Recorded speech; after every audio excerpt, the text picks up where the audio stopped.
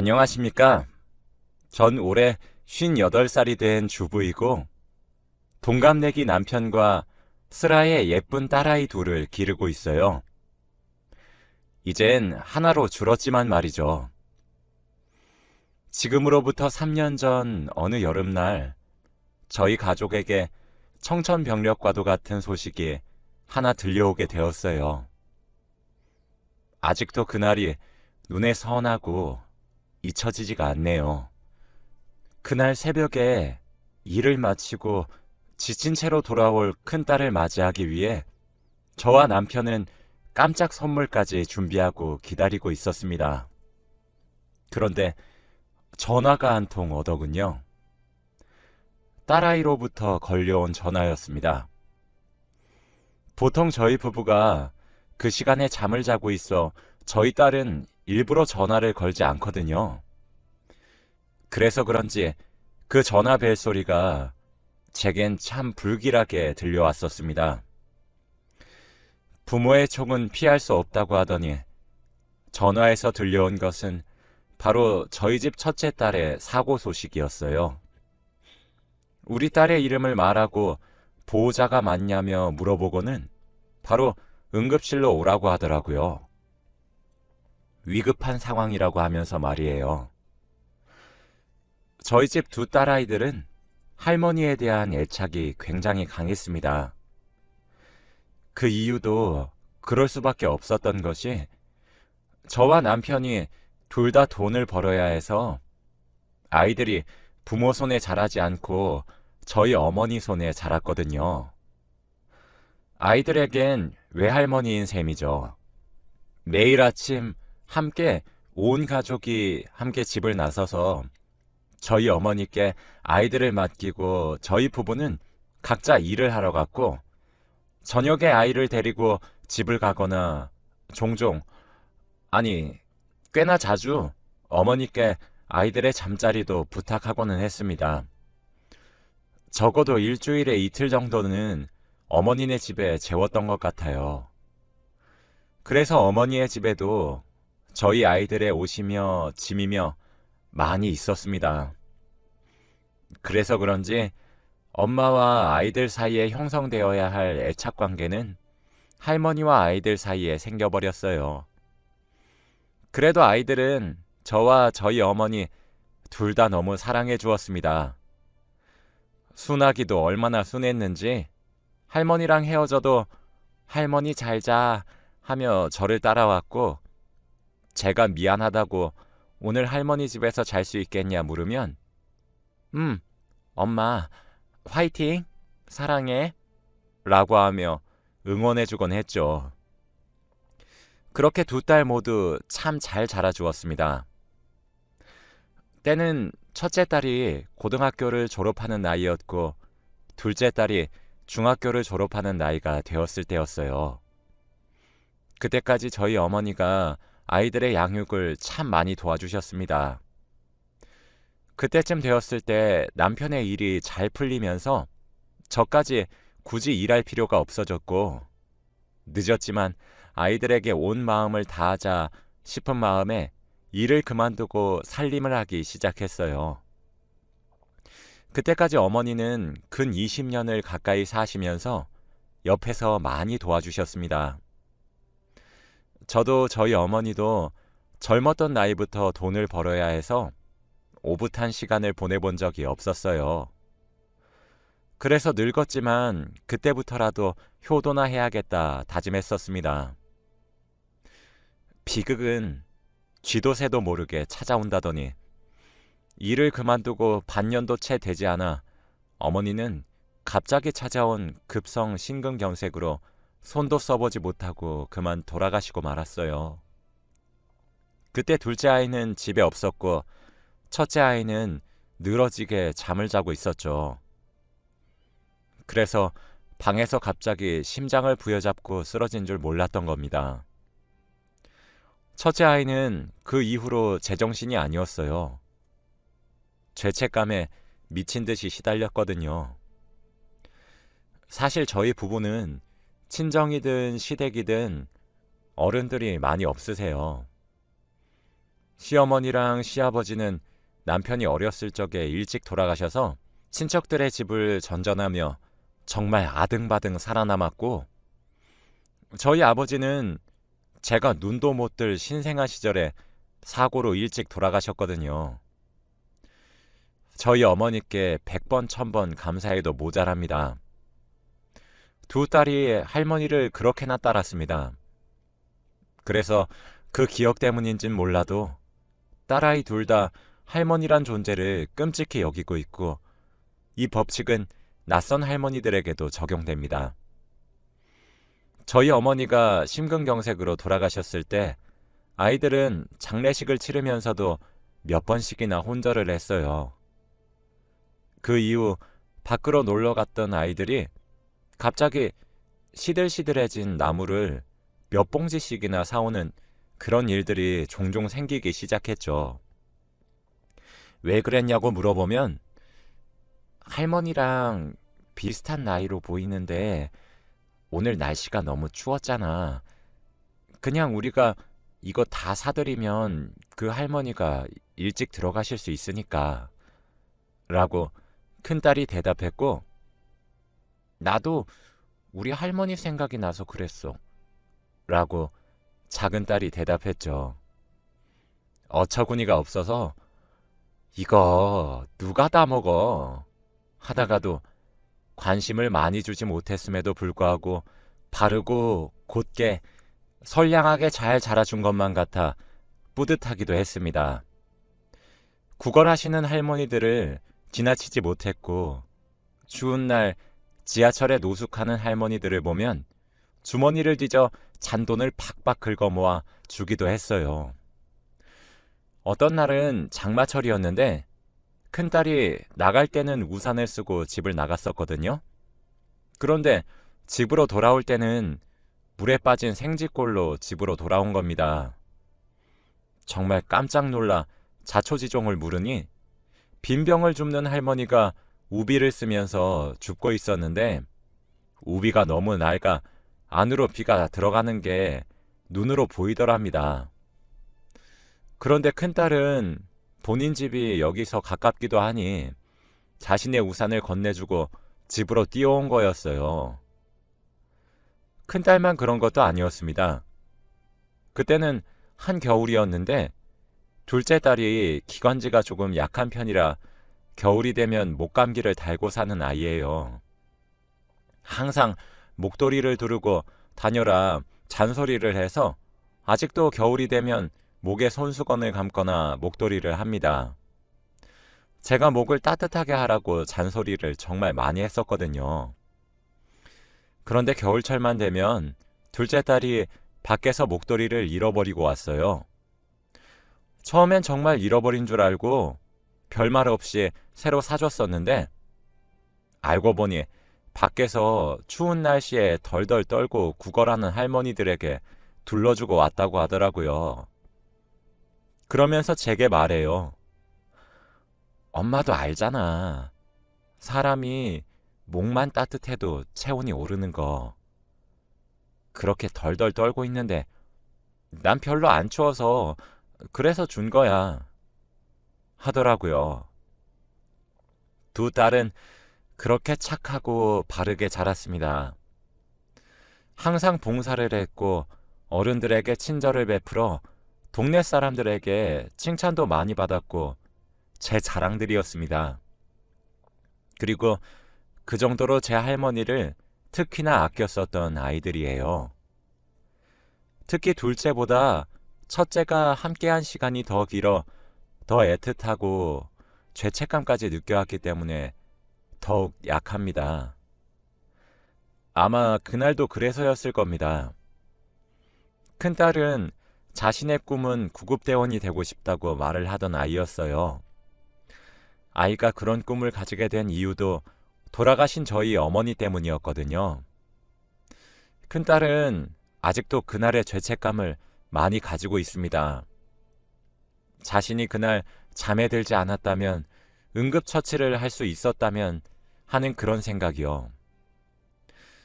그래서 미래의 훌륭한 구급대원이 되어서 적어도 자신의 할머니처럼 죽음의 위기에 처한 사람들 중 몇 명이라도 살리겠다며 최대한 많은 사람들을 살리고 싶다는 포부를 가지고 있는 아이였어요.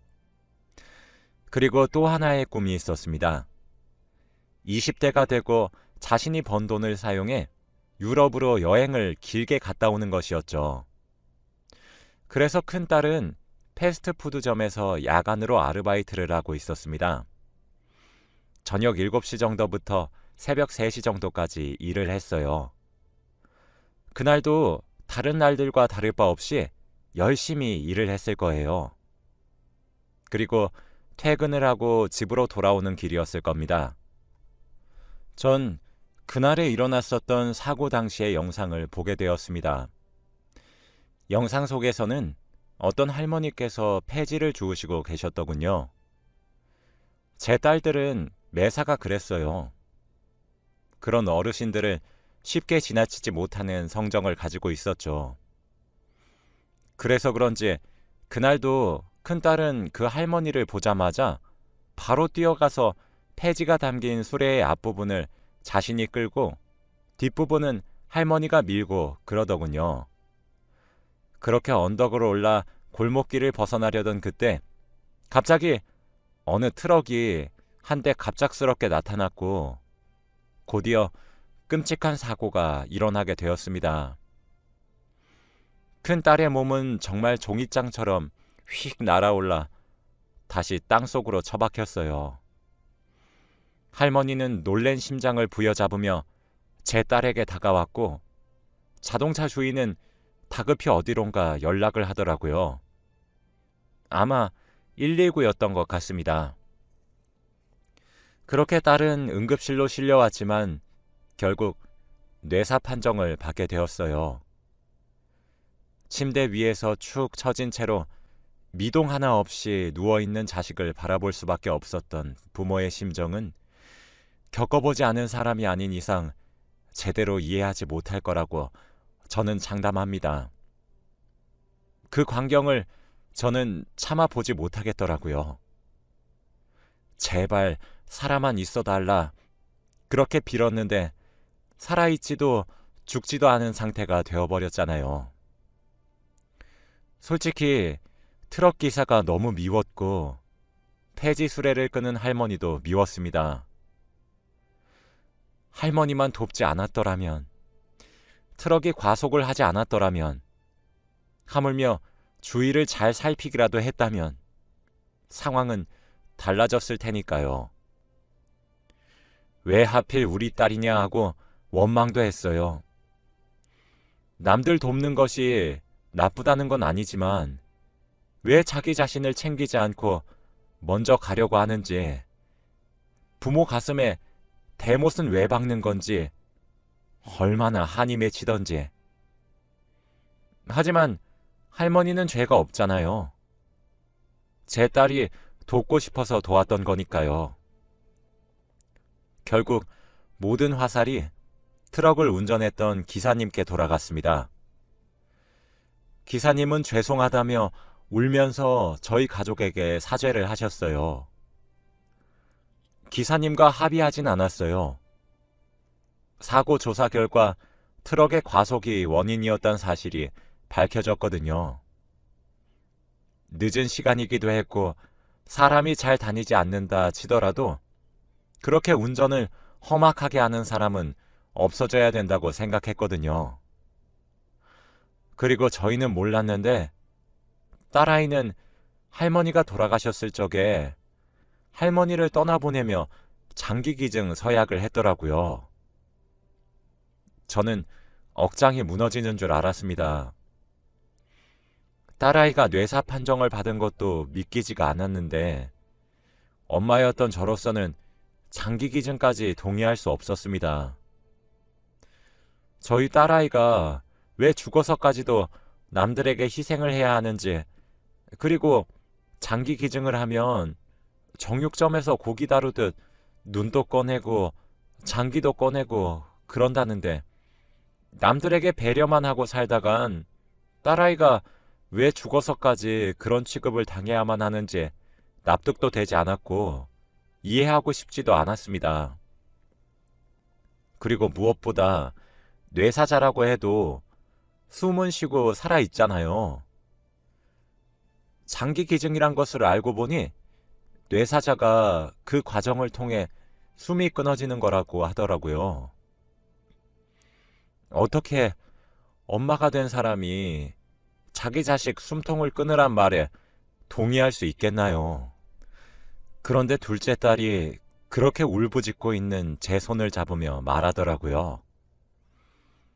언니가 원하는 거였다고. 그게 맞는 거라고요. 제 남편도 저를 안아주며 말을 했습니다. 이러는 게 우리 딸다운 것 아니겠냐고. 딸의 유지를 존중해 주자고. 그게 바로 딸이 원하는 거라고 말이에요. 병원에서도 제가 걱정하는 것처럼 딸아이의 몸을 절대 함부로 다루지 않을 것이고 숭고한 배려와 희생으로 생각하겠다 말씀하시더군요. 그렇게 우리 딸은 결국 생전 자신이 했었던 생각대로 장기를 기증하였고 그렇게 총 6명에게 새로운 삶을 선물해주고는 하늘의 별이 되었습니다. 그쯤 되니 하늘이 원망스러워지더라고요. 제가 사랑하는 사람을 죄다 데려가는 기분이 들었거든요.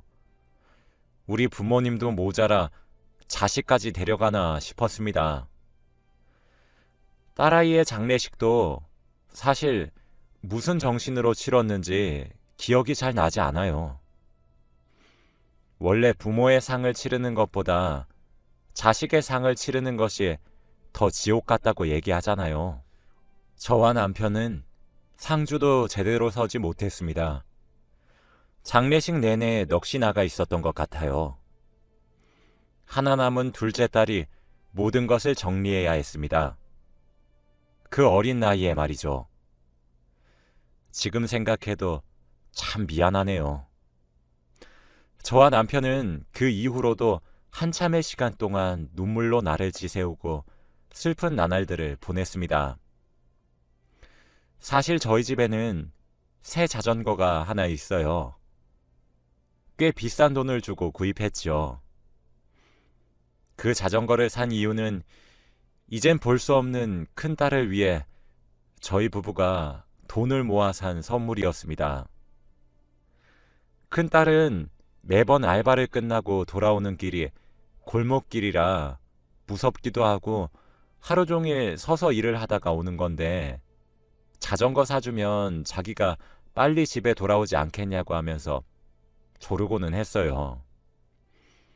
저희 집 사정이 그리 여유롭진 않아 저희도 생활비를 쪼개 돈을 모아야 했지요. 첫째 딸이 사고를 당했던 그날 저희 부부는 큰딸의 귀가를 기다리고 있었습니다. 잠을 자지 않고 말이에요.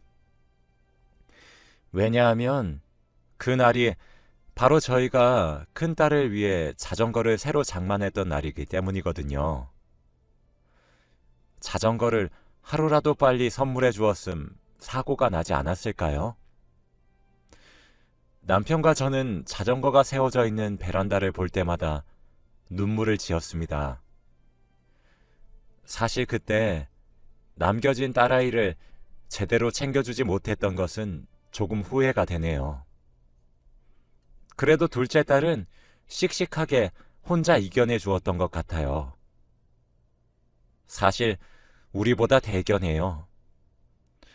나이 터울은 3살 정도 났지만 쌍둥이처럼 자라왔던 자매였기 때문에 자신의 반쪽을 잃어버린 듯한 느낌이 들었을 텐데 오늘은 저희 딸이 숨을 거둔 지 꼭 3년이 되는 날입니다. 3년의 시간을 보내면서 저도 남편도 그날의 슬픔을 완벽히 잊지는 못했지만 이젠 앞으로의 나날을 보내며 살 수 있을 정도로 슬픔을 극복하긴 했어요. 둘째 딸 덕분이기도 합니다. 둘째 딸은 그 이후로 열심히 공부를 하기 시작했어요. 자신의 전공과 다른 곳으로 대학 편입을 하면서 말이죠. 저희 둘째 딸의 직업이 무엇인지 아시나요? 바로 첫째 딸이 되고 싶어 했던 구급대원이 되었습니다. 사실 저희 부부는 둘째 딸도 슬프겠지만 부모만큼 슬프겠나 하는 생각을 가지고 있었어요. 그런데 우리 둘째 딸은 자신만의 방법으로 자신의 언니를 기리고 있었더라고요. 둘째 딸이 언니의 꿈이었던 구급대원이 된 이유는 간단했습니다. 자신도 언니의 숭고한 희생정신을 담고 싶고 언니가 못다 이룬 꿈을 자신이 대신 이뤄주고 싶다는 이유뿐이었어요. 둘째 딸의 원래 꿈은 소방관이었거든요. 그래서 첫째와 둘째가 동생인 너는 불을 꺼서 사람을 구해내면 언니인 내가 응급처치도 잘하고 병원으로 재빠르게 이송해서 꼭 살려낼게. 우리 같은 곳에서 근무하면 정말 좋겠다. 우린 정말 내노라는 파트너가 될지도 몰라. 하며 종종 말하곤 했었습니다. 불을 끄는 꿈을 포기한 이유는 저희 때문이었어요. 둘째가 그러더군요. 언니를 잃어버렸을 때 저와 남편이 울부짖고 힘들어했던 모습이 너무 보기가 힘들었다고 말이죠. 그리고 생각했답니다. 소방관 중에서도 구조 분야는 항상 두 사람을 구해야 한대요. 한 사람은 구조를 요청한 사람이고 또 다른 한 사람은 바로 자기 자신이죠. 그리고 제 어머니이자 딸아이의 할머니도 언니도 잃은 저와 남편을 봤을 때 자신도 남들에게 희생하다 죽게 되면 저희 부부를 죽어서도 볼낯이 없을 것 같았답니다. 자기를 언니처럼 잃게 하고 싶지도 않았다고 해요. 그래서 언니의 꿈이자 사람을 살릴 수 있는 소방관 중에서도 구급대원이 되기로 마음을 먹었었다고 합니다. 저희 집 베란다에 3년째 방치되고 있었던 저희 남편의 눈물 버튼인 자전거는 이제 우리 둘째 딸이 교대 근무를 하면서 그 자전거를 타고 다니고 있습니다. 며칠 전 둘째 딸이 그러더라고요. 심정지 환자를 자신의 손으로 심폐소생술을 해서 살려냈다고 말이에요. 돌아가신 할머니가 너무 생각났다고 합니다. 그때 자신이 이걸 배웠으면 달라졌겠지 하며 아쉬움을 표현하고 할머니를 그리워하다가도 자기 손으로 죽었던 심장이 다시 뛰어서 살게 되는 걸 목격했을 때 얼마나 짜릿하고 뿌듯했는지 아냐며 자랑스러워하는 표정을 지으면서 제게 조잘조잘 말을 하는데 참 기특하면서도 만감이 교차하는 기분이 들더라고요. 사실 화재 현장이든 응급 현장이든 둘째 딸이 받게 될 트라우마가 많이 걱정이 되었었는데 둘째 딸아이를 보면 괜찮다는 생각이 들어 마음이 놓이는 것도 있었습니다. 큰딸을 잃어버리고 항상 둘째 딸에게 입에 침이 마르도록 말을 했어요. 어딜 가든 네 몸 먼저 챙겨달라고 말이에요. 이기적인 발언이라고 들리실진 모르겠지만 전 세상 그 누구보다 남겨진 우리 딸이 제일 소중하거든요. 그럴 때마다 당연하지. 엄마, 나 믿고 있지? 라며 환하게 딸이 웃어주었습니다. 첫째도 둘째도 딸내미 둘 모두 제 손을 많이 타지도 않았는데 누굴 닮아서 어쩜 저리 항상 기특하고 예쁘게 자랄 수 있었던 건지 감동적이더라고요. 그런 딸을 보면서 저도 일상으로 점점 돌아오려고 노력하고 있어요. 아이를 잃은 이후 제 삶은 피폐해질 대로 피폐해졌었는데 남은 아이를 위해서라도 제가 일어서야 될 것 같습니다. 그래서 저희는 다음 달에 이사를 가요. 지금 살고 있는 집엔 우리 큰딸의 흔적이 너무 많이 남아있어서 제가 슬픔을 극복하지 못하고 있거든요. 물론 큰딸을 잊겠다는 이야기가 아닙니다. 그저 가슴에 묻어두고자 해요. 항상 그리울 것이고 죽을 때까지 우리 딸이 생각나겠지만 말이죠. 제 이야기를 들어주셔서 감사합니다. 익명으로 이렇게 넋두리를 하고 나니 가슴이 한결 가벼워지는 것 같아요. 오늘도 다들 행복한 하루